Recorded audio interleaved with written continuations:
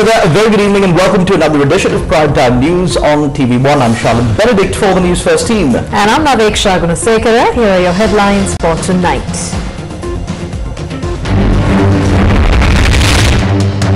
Former Minister Kehelia indicted at the Colombo High Court trial at bar for the procurement of fake medicine to the tune of 144.4 million rupees.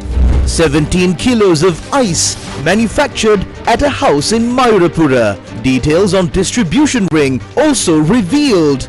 Namal requested to remove the General Secretary of the SLPP.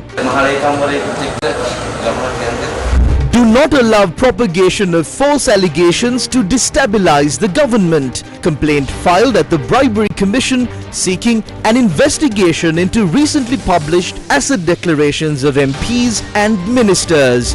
CEB trade unions prepare for sick leave strike action.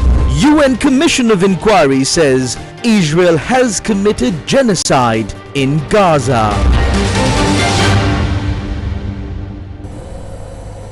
Onto those stories in detail. The Colombo High Court trial at bar today enlarged on bail 12 suspects, including former Health Minister Kehelia Rambukwella. These suspects were arrested and remanded in connection with a case involving the procurement of fake medicine.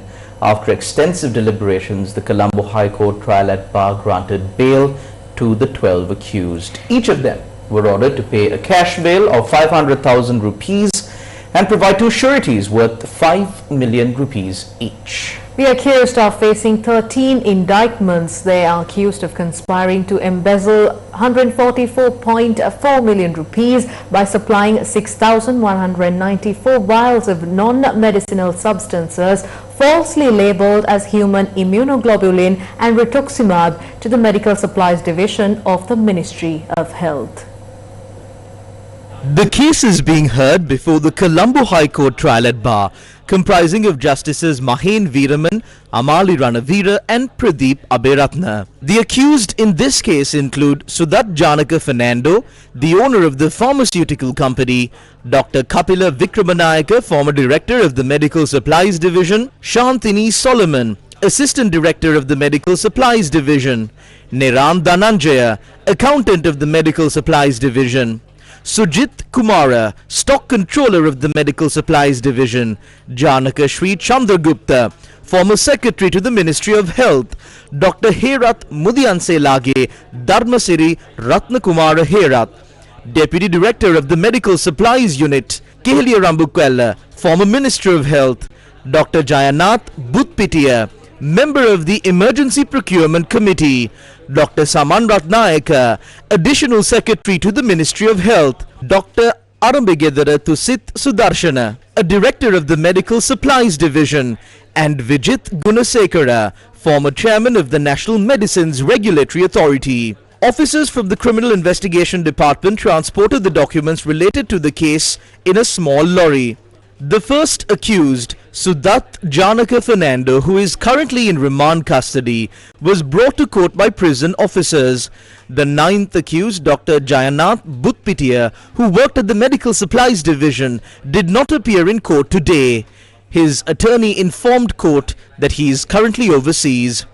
As a result, the remaining 11 defendants were formally served with indictments in open court. After handing over indictments, Deputy Solicitor General Lakmini Girihagama informed court that the Attorney General strongly objects to granting bail to the accused. Quote, "Given the serious nature of the case and the public concern surrounding it, I oppose granting bail to the accused at this time.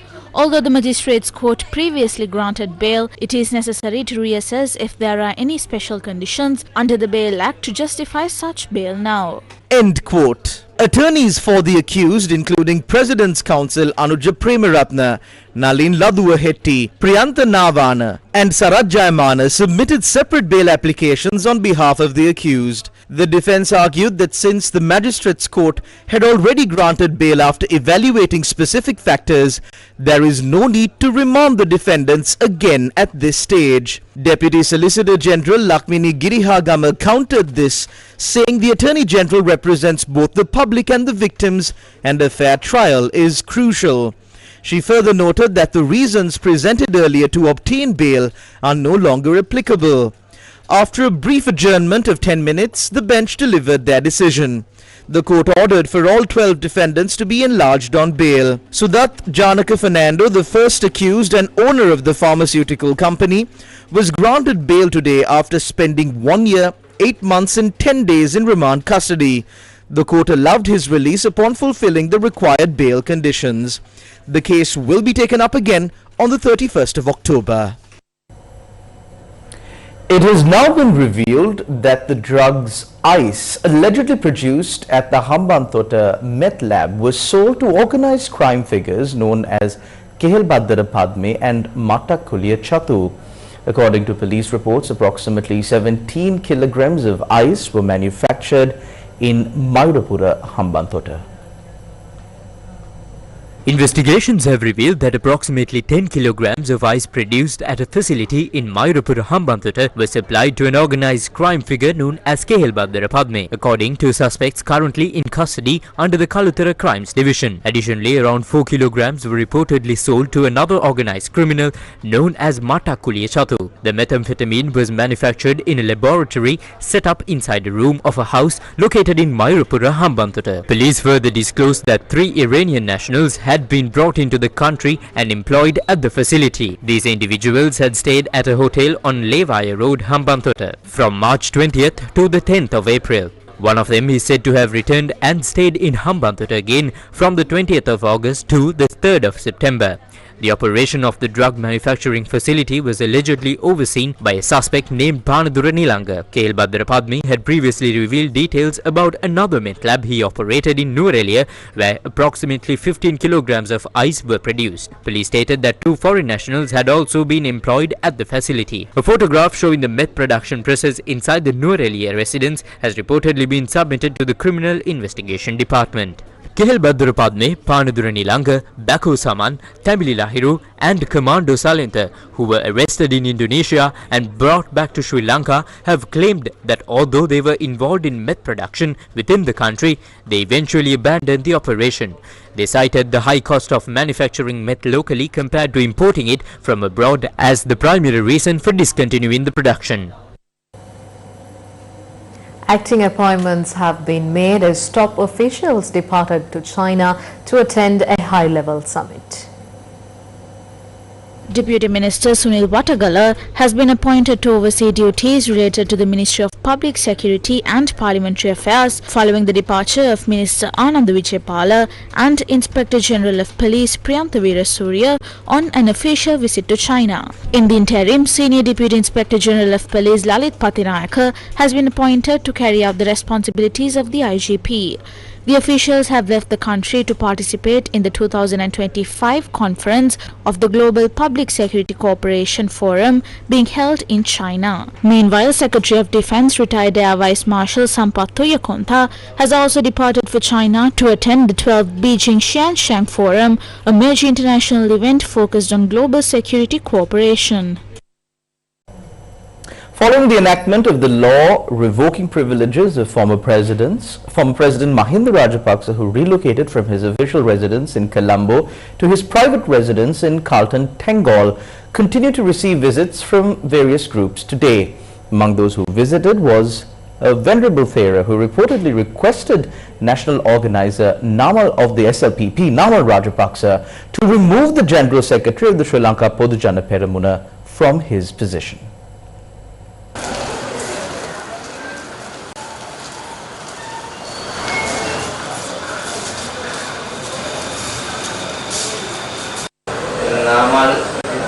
जातिक समुदाय टमाटर हुआ अभिमानिया तीन ज्येष्ठ राज्य नायकागी परिमाण होता विकेले अभिमानी तीन या आरक्षा करने गमम्मा अबे ज्येष्ठ देशपालक बलापोर तेनेट उपमा अक्षवाना है जावटे मुझे मम्मी किवड़े वारसी जाने अंदर पक्ष महाले काम करे इन्हें तुमा तो समाज के दुबई के वाली योजना करना अक्षर महाले काम करे कुछ गवर्नमेंट के अंदर राष्ट्र नाम लगने के राज्य Also present at Carlton House were several members of the Mahasangha and political activists who met with the former president. Among the attendees was former Chief of Defence Staff Ravindra Wijetunga, who was seen arriving to meet Mahinda Rajapaksa.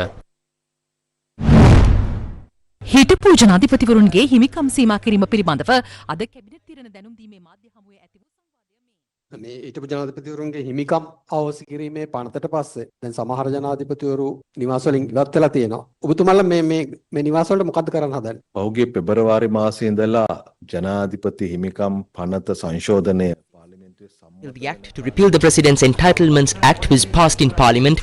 The nature of your questions as journalists has changed. Earlier you asked, when will they be sent out? How will they be sent? Will it be through a letter?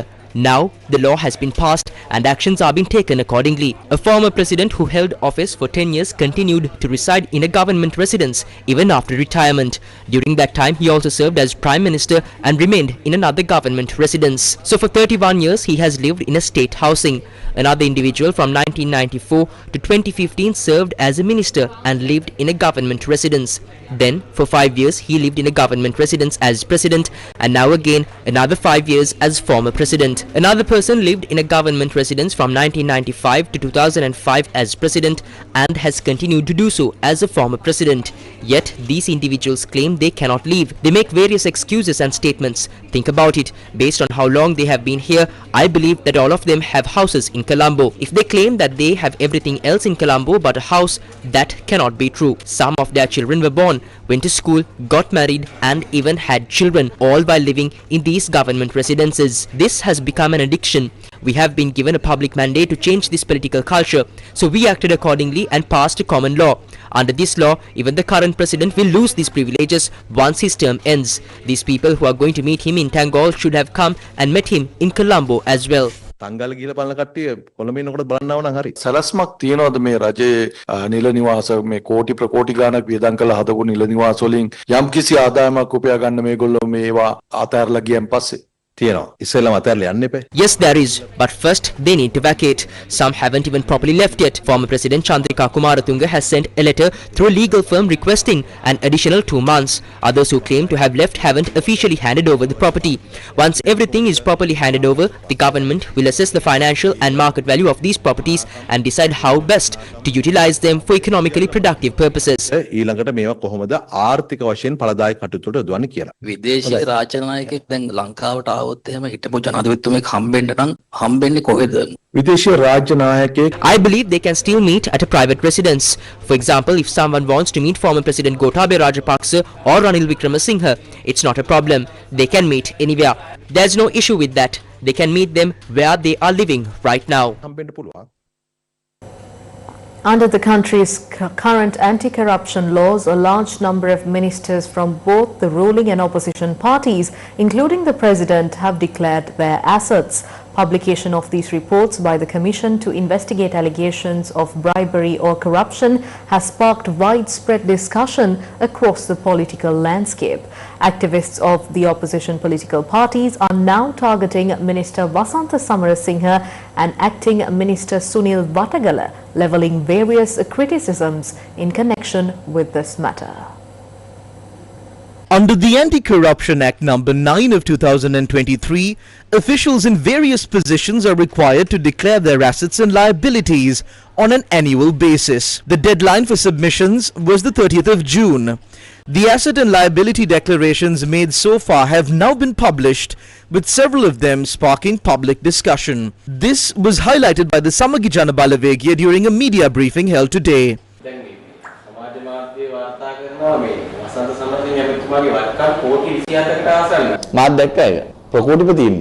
I also saw that he is a billionaire, isn't he?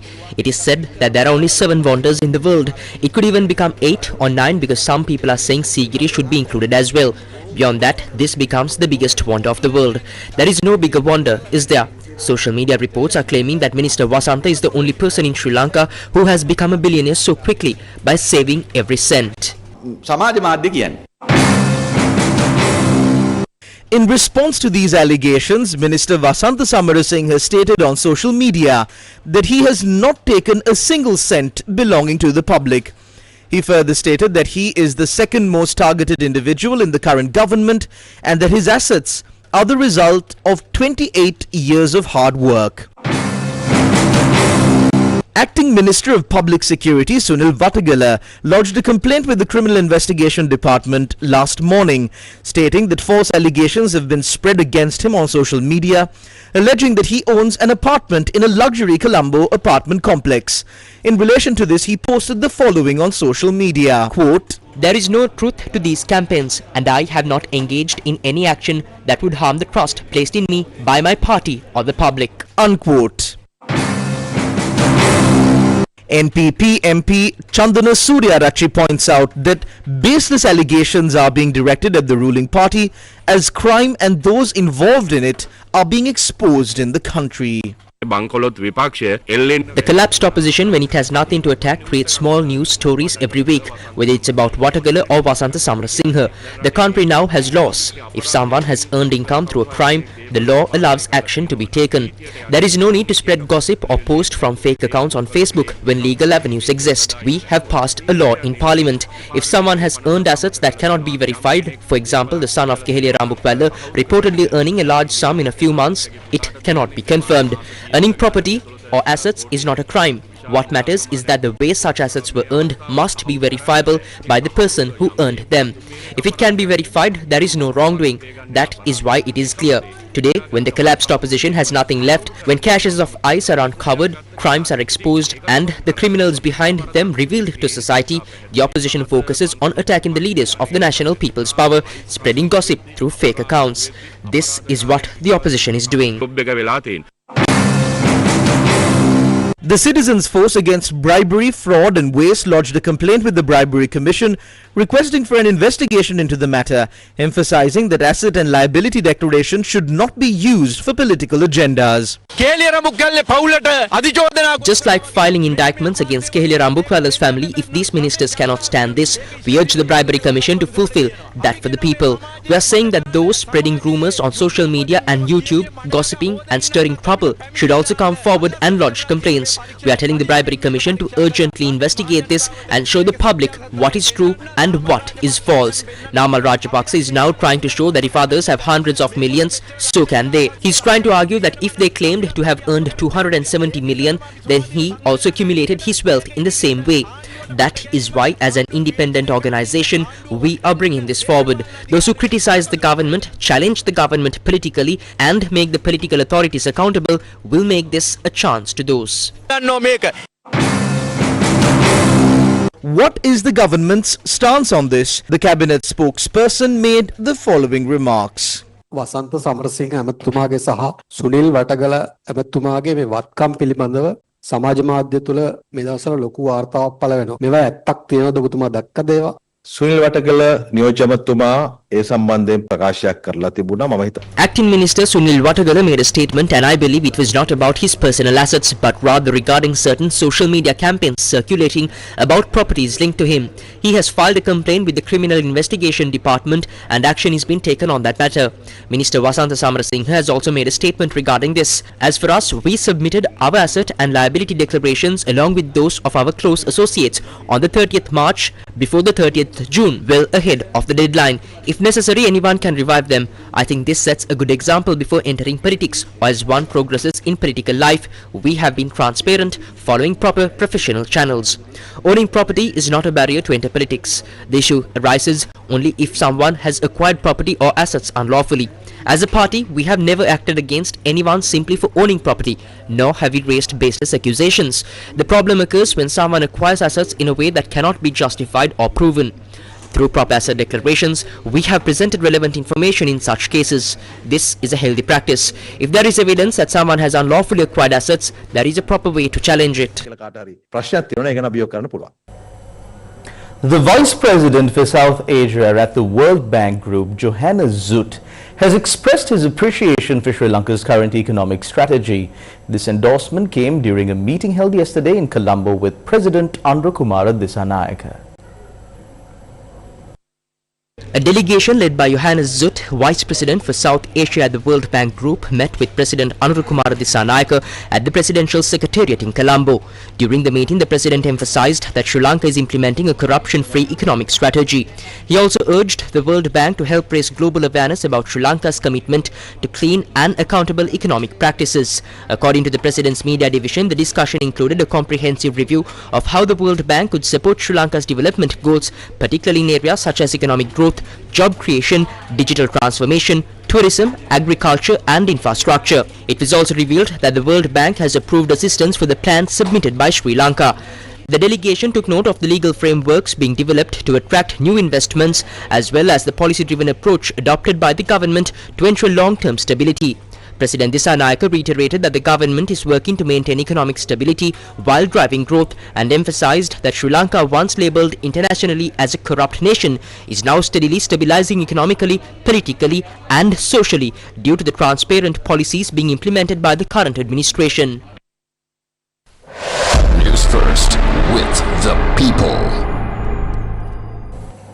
The Engineers Union of the Ceylon Electricity Board announced that its work to rule trade union action will be intensified from today. The decision follows the government's move to restructure the CEB into 4 separate companies under the provisions of the new Electricity Act. Several other unions in the electricity sector have also joined the campaign.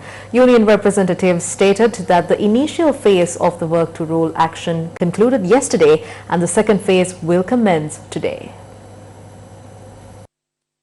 Under the Electricity Act, which came into effect on 27th of August, the Ceylon Electricity Board is being restructured into 4 separate companies. Employees are expected to be assigned to these 4 new entities accordingly. Letters were issued to the employees allowing them to indicate their preferred company for placement under the restructuring recently. The CEB Engineers Union has urged that the restructuring process be implemented only after a proper study and with sufficient time for consideration. හෙට දිනේ සහ අනිද්දා දිනේදී දවස් දෙකේදී Over the next 2 days, employees of the Ceylon Electricity Board are scheduled to divide into 2 groups and report sick leave. One group will take leave tomorrow, while the other will follow the next day. The union stressed that this move will not result in office closures or disruptions to operations, as the process will be carried out in an organized manner. At present, the government has not initiated any discussions with the unions, nor has it provided a satisfactory response to their concerns. Although a voluntary retirement scheme has been offered, union representatives said they are not focusing on it at this stage. They pointed out that if trained and experienced employees leave under the VRS, it could hinder the board's ability to maintain 24-hour operations. We have enough time. The restructuring should be implemented with sufficient time and proper study. If the process is done properly with an adequate time frame, we will have no reason to continue trade union action.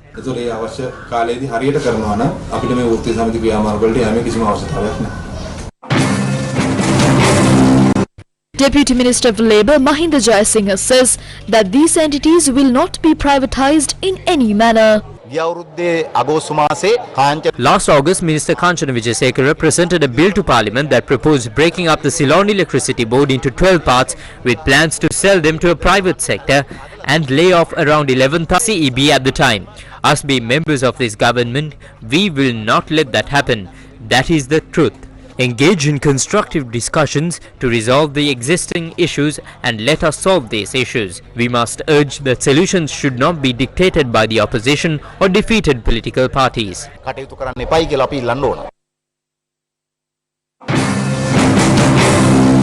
The cabinet spokesperson said today that the government is willing to discuss. Either the employees can understand the restructuring program of the Electricity Board and agree to it and work for companies that are 100% state-owned, or they can get compensation and leave. This is the process. The previous government was going to privatize the Electricity Board. This is a process that was done for a necessary restructuring that needs to be done within the Electricity Board. We would like to say that there is no point in going for a trade union action. If there are other issues, you can discuss them with us. I know that several rounds of discussions have already been held. We are working accordingly. The Cabinet of Ministers has approved the appointment of a committee consisting of officials from several ministries to amend the laws to enable Sri Lankans living abroad to cast their vote. A committee comprising officials from the Election Commission, the Ministry of Foreign Affairs, Foreign Employment and Tourism, the Ministry of Public Administration, provincial councils and local government, and other relevant ministries and institutions is to be appointed for this purpose. The relevant committee will study the issue related to amending the existing laws or formulating new laws to protect the voting rights of citizens living abroad. Since a process has already been initiated in this regard, various institutions and individuals have been summoned to Parliament and discussed it a few years ago. We believe that we will be able to conclude these matters soon. The Ceylon Petroleum Corporation has earned a profit of 18.2 billion rupees. Chairman of the Ceylon Petroleum Corporation, D.A. Rajakarna, said that the corporation recorded a profit of 18.2 billion rupees in the first 6 months of 2025. 5 billion of this is scheduled to be handed over to the government tomorrow.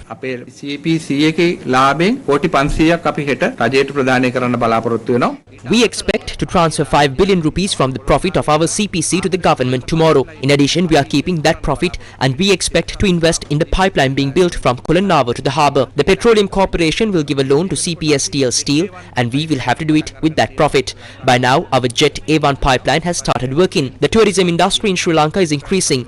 After that, more planes will come to Sri Lanka. Then the Katunayaka Phase 2 will start. We are currently transporting oil by bogies. We cannot afford to carry it with the amount we are transporting. Therefore, I think earlier there was a plan to build a pipeline from Uttarajavela to Katunayaka after completing the feasibility study. It was only after all the tenders were awarded that it was completely cancelled and Katunayaka was given back to other companies. We have now stopped the whole thing and called the tender again. We have called and it will close next week. We have started a pipeline from Uttarajavela to Katunayaka at the expense of the Petroleum Corporation. The tender will close next week. The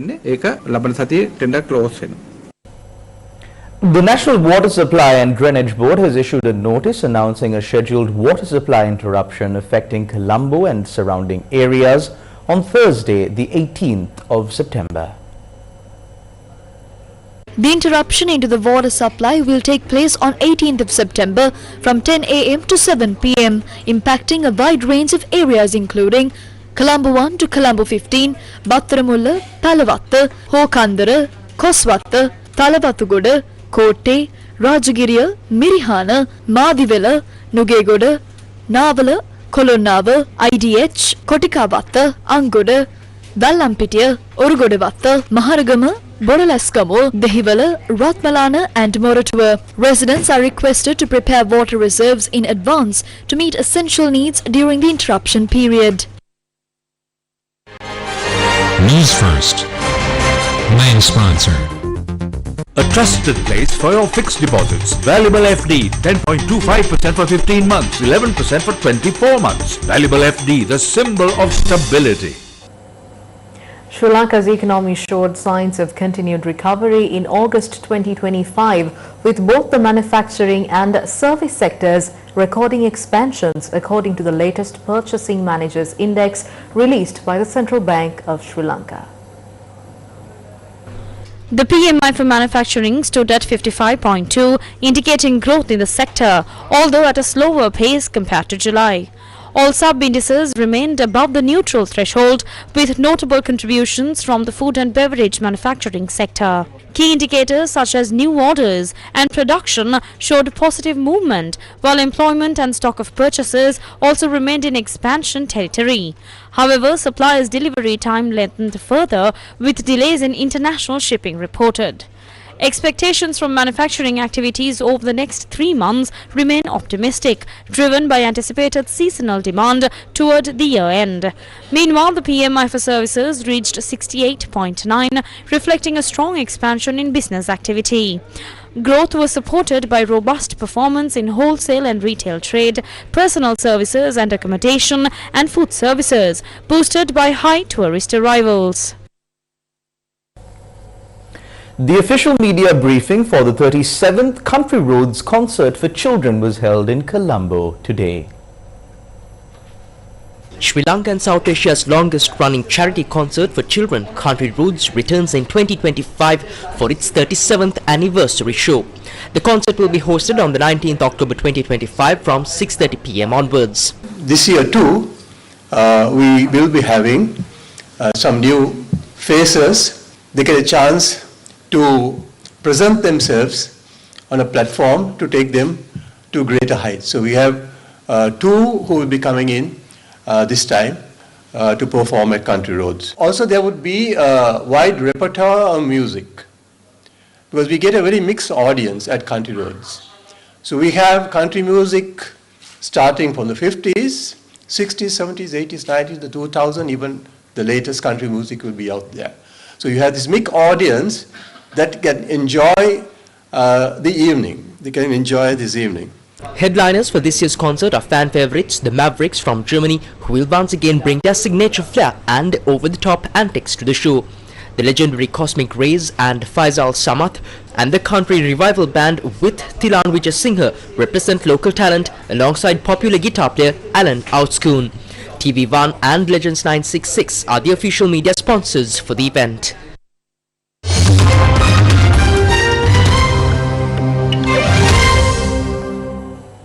The UN Independent International Commission of Inquiry on the occupied Palestinian territory, including East Jerusalem and Israel, said that Israel has committed genocide against Palestinians in the Gaza Strip. The Commission urged Israel and all states to fulfill their legal obligations under international law to end the genocide and punish those responsible for it. The Commission concluded that Israel has committed genocide against the Palestinian people in Gaza and that it is continuing with that genocide. It is now almost 2 years since Israel launched its military campaign in the Gaza Strip in October 2023. This has been the most ruthless, prolonged, and widespread attack against the Palestinian people since 1948. Every day that passes, the killings and the starvation of the Palestinians continue. On 22nd August, the Famine Review Committee determined that famine is currently occurring in Gaza Governorate. At the time, the committee had projected famine thresholds to be crossed in Deir al-Bala and Khan Yunis governorates in the coming weeks. The goal of the Israeli government is abundantly clear as we continue to witness the destruction of Palestinians in Gaza. The Commission finds it is genocide. In our report, the Commission found that the Israeli authorities and Israeli security forces committed and are continuing to commit the following underlying acts of genocide against the Palestinians in the Gaza Strip. 1, killing members of the group. 2, causing serious bodily or mental harm to members of the group. 3, deliberately inflicting on the group conditions of life calculated to bring about its physical destruction in whole or in part. And 4, imposing measures intended to prevent births within the group. On the specific intent of genocide, the Commission concludes that statements made by Israeli authorities are direct evidence of genocidal intent. The Commission also concludes that the pattern of conduct is circumstantial evidence for genocidal intent, and that genocidal intent was the only reasonable inference that could be drawn from a totality of the evidence. Therefore, the Commission concludes that the Israeli authorities and Israeli security forces have the genocidal intent to destroy in whole or in part the Palestinians in the Gaza Strip. The Gaza Health Ministry says at least 64,905 Palestinians have been killed since Israel's war on the Gaza Strip began in October 2023.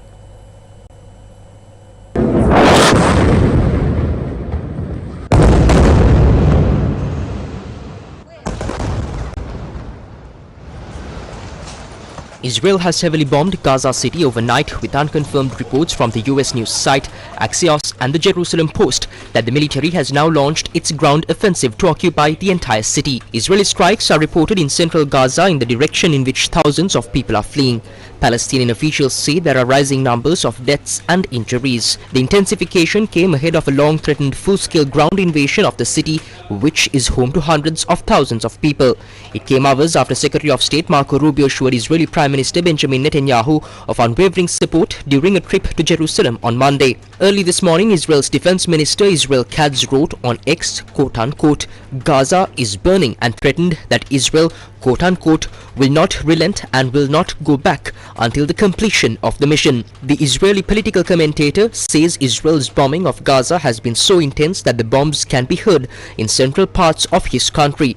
In a post on X, he said Israel's actions in Gaza amounted to quote-unquote annihilation and genocide. Christopher Lockyer, the Secretary General of Doctors Without Borders, also known as the MSF, has denounced Israel's intensifying assault on Gaza City, calling on the world to act urgently to secure a ceasefire. He wrote, for many in Gaza City, escape is impossible.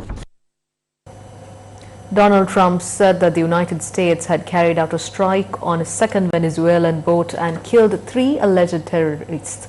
He claimed they were transporting drugs, expanding his administration's war against drug cartels and the scope of lethal military force to stop them. The US president gave few details about the strike, saying in a social media post that the action was on his orders and that it happened earlier in the morning.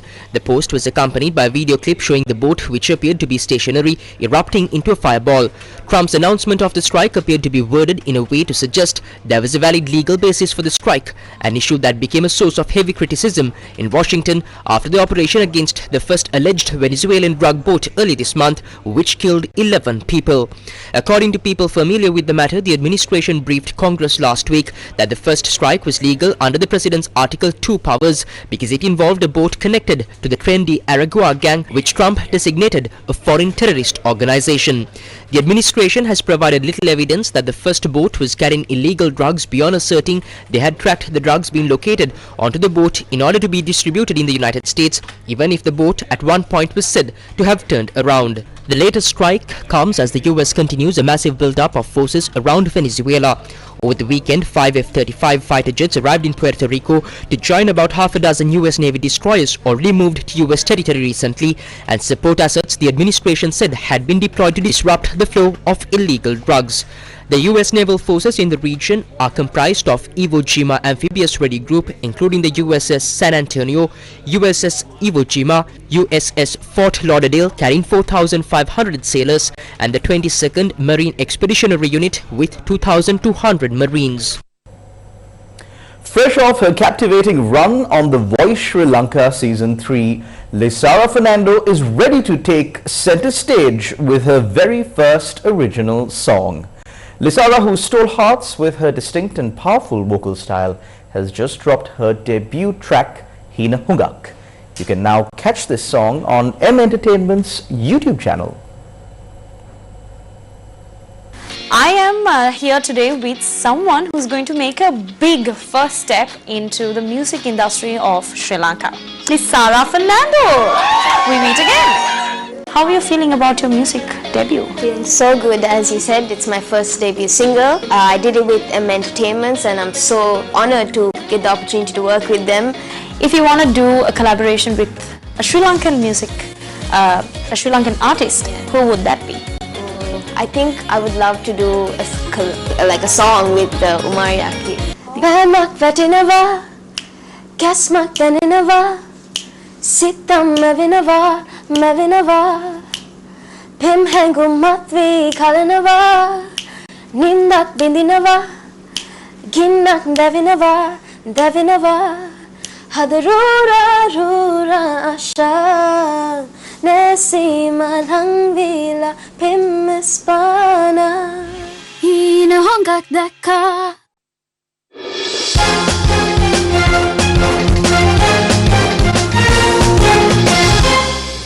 Sri Lanka defeated Hong Kong by 4 wickets in the 2025 Asia Cup T20 cricket tournament yesterday. This marks their second win in the tournament. Meanwhile, Bangladesh takes on Afghanistan in Abu Dhabi in the 9th fixture of the Asia Cup. Hong Kong, batting first in the match held in Dubai, posted 149 runs for the loss of 4 wickets. Nizagat Khan was the top scorer with 52 runs off 38 balls. Dushmantha Chamira claimed 2 wickets. In response, Sri Lanka's opener Pathum Nissanka scored 68 runs off 44 balls, including 2 sixes and 6 fours. After the team lost 4 wickets for just 8 runs, Wanidu Hasaranga and Dasun Shanaka guided Sri Lanka to victory. Wanidu contributed 20 runs from 9 balls, while Dasun added 6 runs from 3 balls, helping the team reach the target with 7 balls to spare. All matches of the 2025 Asia Cup T20 cricket tournament are being broadcast live on TV1, the official local broadcasting rights holder, and streamed on www.sirasatv.lk. The official sponsor of the national team for the 2025 Women's Cricket World Cup was unveiled to the media today. The 2025 Women's World Cup will be co-hosted by India and Sri Lanka. The 15-member Sri Lanka squad has already been announced, led by Chamariyatapattu. The tournament will take place from 30th of September to 2nd of November. The event introducing the sponsors of the Sri Lanka team was attended by Anushka Sanjeevani, Vice Captain of the Sri Lanka Women's Cricket Team, Pul Navaratna, Head of Marketing of Sri Lanka Cricket, Nadisha Chandrasekhara, Head of Marketing of Pyramid Wilma, and a group of journalists. We have been training hard over the past few months and continue to do so. We are facing a challenge, but we are in good shape. Mentally, we are well prepared to take on the World Cup. We have performed well in several tournaments in our conditions. I believe one of the great advantages we have is the opportunity to play in our own conditions. Not just for the fans of the game, but beyond that, we see this as a mission to empower women. Indeed, all the players representing Sri Lankan women's cricket team provide great support to our women's society. You all have dreams. Tomorrow is not the day to pursue those dreams, today is. For that, we at Medoli join hands with you. And that's a wrap of Primetime News on TV1 for tonight. Thank you for watching. Good night.